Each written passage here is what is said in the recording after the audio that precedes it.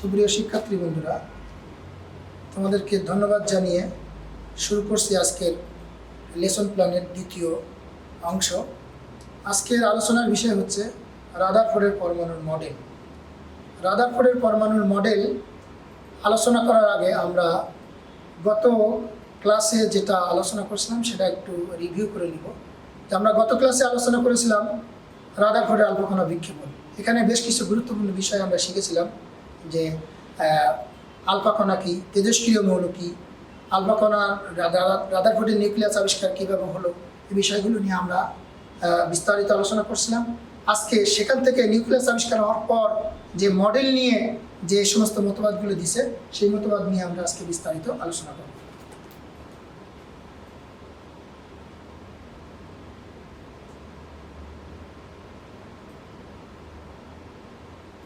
সুপ্রিয় শিক্ষার্থী বন্ধুরা, তোমাদের প্রথমে জানতে হবে পরমাণু মডেলটা কি। শিক্ষার্থী বন্ধুরা, তোমরা জানো 1897 সালে ক্যাথোড রশ্মির উপর পরীক্ষাকালে ইলেকট্রন আবিষ্কারের পর পরমাণুর আকার জানার জন্য রসায়ন বিজ্ঞানে একটা নতুন মাত্রা যোগ হয়। অর্থাৎ 1897 সালে 1932 সাল পর্যন্ত, 1897 সাল থেকে নিয়ে শুরু করে 1932 সাল পর্যন্ত পরমাণুর আকার আকৃতি নিয়ে বিভিন্ন গবেষণায় নতুন মাত্রা যোগ হয়। এখান থেকে বিজ্ঞানীর একটা সিদ্ধান্ত উপনীত হয়। এই সিদ্ধান্তগুলোই মডেল আকারে উপস্থাপিত হয়েছে, যেটাকে আমরা পরমাণু মডেল নামে আখ্যায়িত করি। শুরুতে আমরা রাদারফোর্ডের পরমাণু মডেলে যাব। সুপ্রিয় শিক্ষার্থী বন্ধুরা, রাদারফোর্ডের পরমাণু মডেলের মধ্যে প্রথমে শুরুতেই বলা হচ্ছে প্রত্যেক পরমাণু অতিশয় ক্ষুদ্র গোলাকৃতি কণা দ্বারা গঠিত। এর দুইটি অংশ রয়েছে, কেন্দ্র বা নিউক্লিয়াস এবং কেন্দ্রের বহির্ভূত অঞ্চল। প্রত্যেক পরমাণু গোলাকার এবং কেন্দ্রস্থলে একটি ধনাত্মক চার্জযুক্ত ভারী বস্তু বিদ্যমান। এই ভারী বস্তুকে কেন্দ্র বা নিউক্লিয়াস বলে। সুপ্রিয় শিক্ষার্থী বন্ধুরা, কেন্দ্রস্থলে একটি ধনাত্মক চার্জ বিশিষ্ট ভারী বস্তু বিদ্যমান।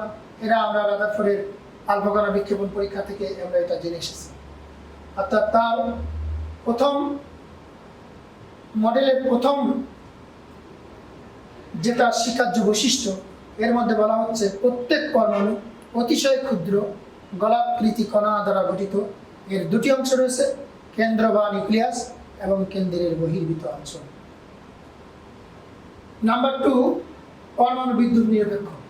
সুপ্রিয় শিক্ষার্থী বন্ধুরা, তোমাদেরকে জানতে হবে একটি পরমাণু কেন, একটি অ্যাটম কেন, অ্যাটম আর টু বি ইলেকট্রিক্যালি নিউট্রাল, একটি অ্যাটম কেন সামগ্রিকভাবে বিদ্যুৎ নিরপেক্ষ। সুপ্রিয় শিক্ষার্থী বন্ধুরা, তোমরা ইতিমধ্যেই জেনেছ একটি পরমাণু দুটি অংশ, কেন্দ্র বা নিউক্লিয়াস এবং কেন্দ্রের বহির্ভূত অঞ্চল। কেন্দ্র বা নিউক্লিয়াসে থাকে প্রোটন আর নিউট্রন এবং কক্ষপথে থাকে ইলেকট্রন। প্রোটনের চার্জ হলো পজিটিভ, নিউট্রনের কোনো চার্জ নাই। আর কক্ষপথে যে ইলেকট্রন সমাবর্তনশীল থাকে তার চার্জ হচ্ছে নেগেটিভ। সুপ্রিয় শিক্ষার্থী বন্ধুরা, তোমরা জানো একটি পরমাণুর কেন্দ্রে ধনাত্মক আধানযুক্ত যত সংখ্যক প্রোটন থাকে, ঠিক কক্ষপথে ততগুলোই ঋণাত্মক আধানযুক্ত ইলেকট্রন থাকে। অর্থাৎ যত পজিটিভ কেন্দ্রে, ঠিক কক্ষপথে ততটাই নেগেটিভ। এই পজিটিভ সমসংখ্যক নেগেটিভ দ্বারা প্রশমিত হয়ে যায়। এই কারণে একটি পরমাণু সামগ্রিকভাবে বিদ্যুৎ নিরপেক্ষ। Say for example and justify your answer. যেমন ধরুন সোডিয়াম। সুপ্রিয় শিক্ষার্থী বন্ধুরা, তোমরা জানো সোডিয়ামের কেন্দ্রে 11টি প্রোটন রয়েছে, ঠিক বিভিন্ন কক্ষপথে। অর্থাৎ প্রথম কক্ষপথে 2টি, দ্বিতীয় কক্ষপথে 8টি এবং তৃতীয় কক্ষপথে 1টি, মোট 11টি ইলেকট্রন রয়েছে। এই 11টি ইলেকট্রনের চার্জ হলো 11 নেগেটিভ, আর কেন্দ্রে রয়েছে 11টা প্রোটন, অর্থাৎ 11 পজিটিভ। অর্থাৎ 11 পজিটিভ এবং 11 নেগেটিভ সমানভাবে প্রশমিত হয়ে নিরপেক্ষ হয়েছে। এই জন্য যে কোনো পরমাণু সামগ্রিকভাবে বিদ্যুৎ নিরপেক্ষ। সুপ্রিয় শিক্ষার্থী বন্ধুরা, তবে কোনো আয়ন কিন্তু সামগ্রিকভাবে বিদ্যুৎ নিরপেক্ষ হবে না। যেমন ধরুন সোডিয়াম আয়ন। সোডিয়াম আয়ন কীভাবে সৃষ্টি হয়েছে? সোডিয়াম পরমাণু থেকে, অর্থাৎ যোজ্যতা স্তর থেকে, অর্থাৎ লাস্ট কক্ষপথ থেকে 1 মোল ইলেকট্রন সরিয়ে নিয়ে একক ধনাত্মক আয়নে পরিণত করা হয়েছে। অর্থাৎ এখানে ইলেকট্রন সংখ্যা, সোডিয়াম আয়নের মধ্যে ইলেকট্রন সংখ্যা রয়েছে 10টি এবং নিউক্লিয়াসে প্রোটন রয়েছে 11টি। সুতরাং এখানে 10টা ইলেকট্রন 10টা প্রোটন দ্বারা প্রশমিত হবে, একটা ধনাত্মক চার্জ থেকে যাবে। সুতরাং যে কোনো আয়ন, অর্থাৎ তড়িৎ দ্বারা আকৃষ্ট হবে, এটা কখনই নিরপেক্ষ হবে না। নাম্বার 3, সৌরজগতে সূর্যের চারিদিকে ঘূর্ণায়মান গ্রহের মতন ইলেকট্রনগুলো নিউক্লিয়াসের চারিদিকে নিজ কক্ষপথে ঘূর্ণায়মান থাকে। ঘূর্ণায়মান ইলেকট্রনের উপর 2 প্রকার বল কার্যকর, কেন্দ্রমুখী বল এবং কেন্দ্রাভিমুখী বল। সুপ্রিয় শিক্ষার্থী বন্ধুরা, তোমরা জানো পৃথিবী সূর্যের চারিদিকে ঘোরে।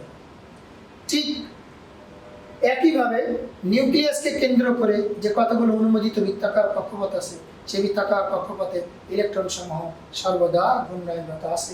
সেই জন্যই বিজ্ঞানী রাদারফোর্ড বলছে, সৌরজগতে সূর্যের চারিদিকে ঘূর্ণায়মান গ্রহসমূহের মতন ইলেকট্রনগুলো নিউক্লিয়াসকে চারিদিকে নিজ নিজ কক্ষপথে ঘূর্ণায়মান থাকে। সুতরাং এখানে আমরা বলতে পারি পৃথিবী হচ্ছে নিউক্লিয়াস আর সূর্য হচ্ছে তার কক্ষপথ, অর্থাৎ সূর্য হচ্ছে ইলেকট্রন। এই জন্য এটার সাথে এটা তুলনা করা হয়েছে, এই জন্য এই মডেলকে বলা হয় সোলার সিস্টেম মডেল। ঘূর্ণায়মান ইলেকট্রনের উপর 2 প্রকার বল কার্যকর। তোমরা জানো একটি ইলেকট্রন যখন কক্ষপথে ঘোরে আবর্তনশীল থাকে, এখানে 2 প্রকার বল কার্যকর থাকে, একটা হলো কেন্দ্রমুখী বল আর একটা হচ্ছে কেন্দ্রাভিমুখী বল। সুপ্রিয় শিক্ষার্থী বন্ধুরা, আমরা এখন জানবো কেন্দ্রমুখী বল কি আর কেন্দ্রাভিমুখী বল কি। সুপ্রিয় শিক্ষার্থী বন্ধুরা, স্লাইডে তোমরা দেখতে পাচ্ছ রাদারফোর্ড মডেল অফ অ্যাটমস। সুপ্রিয় শিক্ষার্থী বন্ধুরা, এটা দেখতে পাচ্ছ, এটা একটি নিউক্লিয়াস। এখানে থাকে প্রোটন আর নিউট্রন। প্রোটনের চার্জ ধনাত্মক, নিউট্রনের কোনো চার্জ নাই।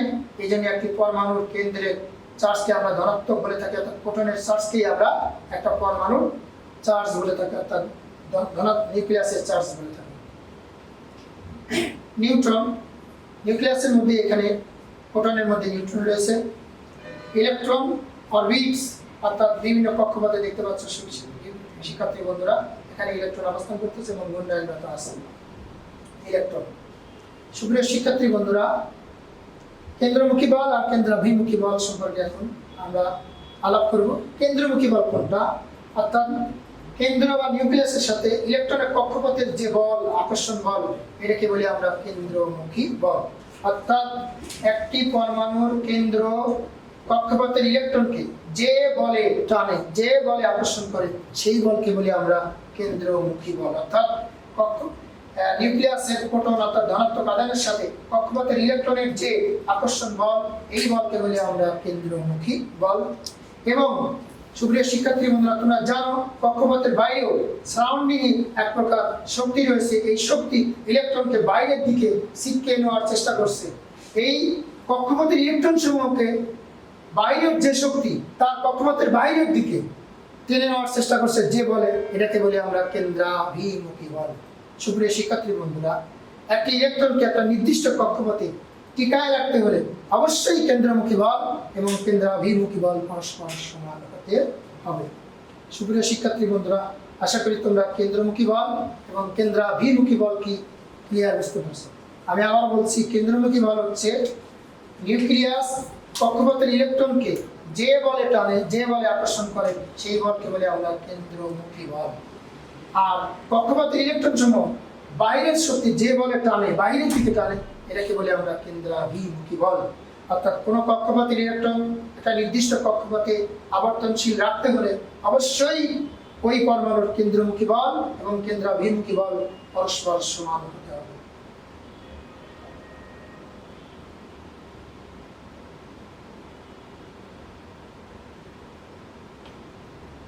সুপ্রিয় শিক্ষার্থী বন্ধুরা, আমরা এখন জানব রাদারফোর্ড মডেলের সীমাবদ্ধতা, ত্রুটিগুলো কি। ত্রুটি বলতে আমরা কি বুঝি? আসলে ত্রুটি বলতে আমরা যেটা বুঝি যে সর্বসম্মতিভাবে এই মডেলের মধ্যে যে প্রস্তাবগুলো উঠে আসা দরকার ছিল, বা একটা পরমাণু পূর্ণাঙ্গ মডেল যেভাবে প্রকাশিত হয়েছে তার মধ্যে তার কি কি ত্রুটি রয়ে গেছে, কি কি দোষ রয়ে গেছে, কোনটা তিনি বলতে ব্যর্থ হয়েছেন, এটাকে আমরা ত্রুটিগুলো আখ্যায়িত করি। রাদারফোর্ড মডেলের বেশ কিছু ত্রুটি রয়েছে, সেই ত্রুটিগুলো আমরা এখন পর্যায়ক্রমে দেখব। এই মডেলকে সৌরজগতের সাথে তুলনা করা হয়েছে। সুপ্রিয় শিক্ষার্থী বন্ধুরা, তোমরা জানো যে পৃথিবী যে সূর্যের চারিদিকে ঘুরে আবর্তন করে, এখানে পৃথিবীরও কোনো চার্জ নেই, সূর্যেরও কোনো চার্জ নেই। কিন্তু আমরা যে এই মডেলকে সৌরজগতের সাথে তুলনা করলাম, আমরা তো জানি নিউক্লিয়াসকে কেন্দ্র করে কতগুলো অনুমোদিত বৃত্তাকার কক্ষপথে ইলেকট্রন সমূহ সর্বদা ঘূর্ণায়নরত আছে। এই নিউক্লিয়াসে যে প্রোটন আর নিউট্রন থাকে, প্রোটনের চার্জ হলো ধনাত্মক আর কক্ষপথের ইলেকট্রনের চার্জ হলো নেগেটিভ। এই কক্ষপথে যে একাধিক ইলেকট্রন যখন আবর্তন করবে, একটা ইলেকট্রনের চার্জ নেগেটিভ আর একটা ইলেকট্রনের চার্জ হতো নেগেটিভ, একটা ইলেকট্রনের চার্জ আর একটা ইলেকট্রনের চার্জ দ্বারা পরস্পরকে বিকর্ষণ করবে। কিন্তু মহাবিশ্বের দুটি বস্তুকণার মধ্যে যে আকর্ষণ বল সেটাকে বলি আমরা মহাকর্ষ বল, অর্থাৎ সেটা চলছে মহাকর্ষ নিয়মে আর এটা চলছে বিকর্ষণ বল দ্বারা। অর্থাৎ সৌরজগৎ চলছে আকর্ষণ বল দ্বারা আর আমাদের কক্ষপথের ইলেকট্রন মধ্যে রয়েছে বিকর্ষণ বল। সুতরাং এই মডেলকে কখনই সৌরজগতের সাথে তুলনা করা কোনো অবস্থাতেই ঠিক হয়নি। অর্থাৎ এখানে বলা হচ্ছে সৌর মডেলের গ্রহসমূহ সামগ্রিকভাবে চার্জহীন, অর্থাৎ পরমাণুতে আবর্তনশীল ইলেকট্রন সমূহ ধনাত্মক চার্জযুক্ত এবং পরস্পর স্থির বৈদ্যুতিক বল দ্বারা বিকর্ষণ করে। অপরদিকে গ্রহসমূহ মহাকর্ষ বল দ্বারা পরস্পরকে আকর্ষণ করে। সুপ্রিয় শিক্ষার্থী বন্ধুরা, এখানে বিষয়টি স্পষ্ট হওয়া দরকার। পরস্পর স্থির বৈদ্যুতিক বল দ্বারা বিকর্ষণ করে, অর্থাৎ কক্ষপথে যেমন ধরুন সোডিয়ামের কক্ষপথে 11টি ইলেকট্রন রয়েছে, একটি ইলেকট্রন আর একটা ইলেকট্রনকে তো অবশ্যই বিকর্ষণ করবে। সুতরাং পরস্পর স্থির বৈদ্যুতিক বল দ্বারা বিকর্ষণ করে কক্ষপথের ইলেকট্রন সমূহ। কিন্তু অপরদিকে যে গ্রহ সমূহ মহাকর্ষ বল দ্বারা, অর্থাৎ একটি গ্রহ আর একটা গ্রহকে তো অভ্যন্তরে পরস্পর মহাকর্ষ বল দ্বারা আকর্ষণ করে। সুতরাং এখানে অবশ্যই ডিসিমিলার, এখানে অবশ্যই সাংঘর্ষিক। সুতরাং এই মডেলকে কখনই সৌর মডেলের সাথে তুলনা করা ঠিক হয়নি। সুপ্রিয় শিক্ষার্থী বন্ধুরা, ম্যাক্সওয়েলের আলোক তড়িৎচুম্বকীয় তথ্যানুসারে কোনো চার্জযুক্ত বস্তু কণা গোলাকার পথে অর্থাৎ বৃত্তাকার পথে ঘুরলে তথা ক্রমাগতভাবে শক্তি বিকিরণ করবে এবং তার আবর্তন চক্র ধীরে ধীরে কমতে থাকবে। সুপ্রিয় শিক্ষার্থী বন্ধুরা, তোমরা এই মডেলের মধ্যে যেটা দেখতে পাচ্ছ যে কক্ষপথগুলো আস্তে আস্তে বিচ্যুতি হতে কক্ষপথগুলো কক্ষপথের শক্তি ইলেকট্রন হারাতে একসময় ইলেকট্রন নিউক্লিয়াসে পরিণত হচ্ছে। অর্থাৎ ম্যাক্সওয়েলের তড়িৎচুম্বকীয় তথ্য মধ্যে বলা হচ্ছে কোনো ঋণাত্মক আধানযুক্ত কণিকা, ঋণাত্মক আধানযুক্ত কণিকা বলতে এখানে বোঝানো হয়েছে ইলেকট্রন যখন বৃত্তাকার পথে পরিভ্রমণ করে তখন অনবরত শক্তি বিকিরণ করে। এখানে যে শক্তি বিকিরণ করে কক্ষপথে বিচ্যুত হচ্ছে তা এই স্লাইডে এই চিত্র দ্বারা, এই ফিগার দ্বারা এখানে বোঝানো হচ্ছে। এটা একটি ইলেকট্রন, এটা ইলেকট্রোম্যাগনেটিক রেডিয়েশন আর এটা হলো নিউক্লিয়াস। অর্থাৎ ইলেকট্রন যখন কক্ষপথে আবর্তনশীল অবস্থা রয়েছে বিভিন্ন কক্ষপথে, এই কক্ষপথে আবর্তনশীল অবস্থা থাকাকালীন সময় ম্যাক্সওয়েল বলছে যে কোনো ঋণাত্মক আধানযুক্ত কণিকা যখন বৃত্তাকার পথে অনবরত আবর্তন করে তখন শক্তি হারাতে বিকিরণ করতে ইলেকট্রন শক্তি স্তরে বিলুপ্তি হতে একসময় ইলেকট্রনগুলো নিউক্লিয়াসে পতিত হবে, পরমাণুর অস্তিত্ব বিলীন হবে। কিন্তু বাস্তবে রাদারফোর্ড মডেলের মধ্যে কোনো পরমাণুর অস্তিত্ব বিলীন হতে দেখা যায়নি। এটা অবশ্যই এই রাদারফোর্ড মডেলের একটা বড় ধরনের একটা ত্রুটি। সুপ্রিয় শিক্ষার্থী বন্ধুরা, নাম্বার 3, হাইড্রোজেন পরমাণুর বর্ণালী সম্পর্কে কোনো ব্যাখ্যা রাদারফোর্ড মডেলের মধ্যে আসেনি, অর্থাৎ দেওয়া হয়নি। সুপ্রিয় শিক্ষার্থী বন্ধুরা, তোমরা জানো যে বোর মডেলের মধ্যে বলা হচ্ছে যে একটা নির্দিষ্ট পরিমাণ শক্তি শোষণ করে ইলেকট্রন নিম্নতর কক্ষপথ থেকে উচ্চতর কক্ষপথে গমন করবে। এর ফলে বিভিন্ন কক্ষপথের মাঝখানে শোষণ বর্ণালী দেখা দেবে। আবার যখন শক্তির উৎস সরিয়ে নেওয়া হবে, ইলেকট্রন আবার উচ্চতর কক্ষপথ থেকে বিভিন্ন নিম্নতর কক্ষপথে যখন নেমে আসবে, বিভিন্ন কক্ষপথের মাঝখানে বিকিরণ বর্ণালী দেখা দেবে। এ সম্পর্কে কোনো ব্যাখ্যা রাদারফোর্ড মডেলের মধ্যে দেওয়া হয়নি। এই জন্য বলা হচ্ছে পরমাণুর বর্ণালী সম্পর্কে কোনো ব্যাখ্যা এই মডেলে দেওয়া হয়নি। সুতরাং পরমাণুর বর্ণালী একটা গুরুত্বপূর্ণ একটি পার্ট, এ সম্পর্কে কোনো ব্যাখ্যা এই রাদারফোর্ড মডেলের মধ্যে দেওয়া হয়নি। এটা অবশ্যই রাদারফোর্ড মডেলের একটা বড় ধরনের ত্রুটি। সুপ্রিয় শিক্ষার্থী বন্ধুরা, ইলেকট্রন যে বিভিন্ন কক্ষপথে আবর্তন করে সেই কক্ষপথের আকার কেমন, আকৃতি কেমন, গোলাকার না বৃত্তাকার না বৃত্তাকার, অর্থাৎ ইলেকট্রনের আবর্তনশীল ইলেকট্রনের কক্ষপথের আকার আকৃতি সম্পর্কে কোনো ধারণা রাদারফোর্ড মডেলের মধ্যে আসেনি। এটিও রাদারফোর্ড মডেলের একটা বড় ধরনের ত্রুটি। সুপ্রিয় শিক্ষার্থী বন্ধুরা, নাম্বার 5, একাধিক ইলেকট্রন বিশিষ্ট পরমাণুতে ইলেকট্রনগুলো কিভাবে পরিক্রমণ করে তার ব্যাখ্যা এই মডেলে দেওয়া হয়নি। অর্থাৎ যেমন ধরুন হিলিয়াম, কি লিথিয়াম, কি বোরন, কি কার্বন, কি নাইট্রোজেন, কি সোডিয়াম, এই সমস্ত পরমাণুতে একের অধিক ইলেকট্রন রয়েছে। সেই ইলেকট্রনগুলো কিভাবে আবর্তন করতেছে, অর্থাৎ ইলেকট্রনগুলোর মধ্যে কি ধরনের বিকর্ষণ বল আছে, বিকর্ষণ বলের প্রভাবে কোনো ইফেক্ট পড়বে কিনা, এ সম্পর্কে বিস্তারিত কোনো ব্যাখ্যাই রাদারফোর্ড মডেলের মধ্যে আসেনি। সুপ্রিয় শিক্ষার্থী বন্ধুরা, আমরা জানলাম রাদারফোর্ড মডেলের সীমাবদ্ধতা এবং রাদারফোর্ড মডেলের বৈশিষ্ট্য। সুপ্রিয় শিক্ষার্থী বন্ধুরা, আজকের লেকচার এখানে শেষ। সবাইকে সবার সুস্বাস্থ্য এবং সবাইকে ধন্যবাদ জানিয়ে শেষ করছি। Thank you all.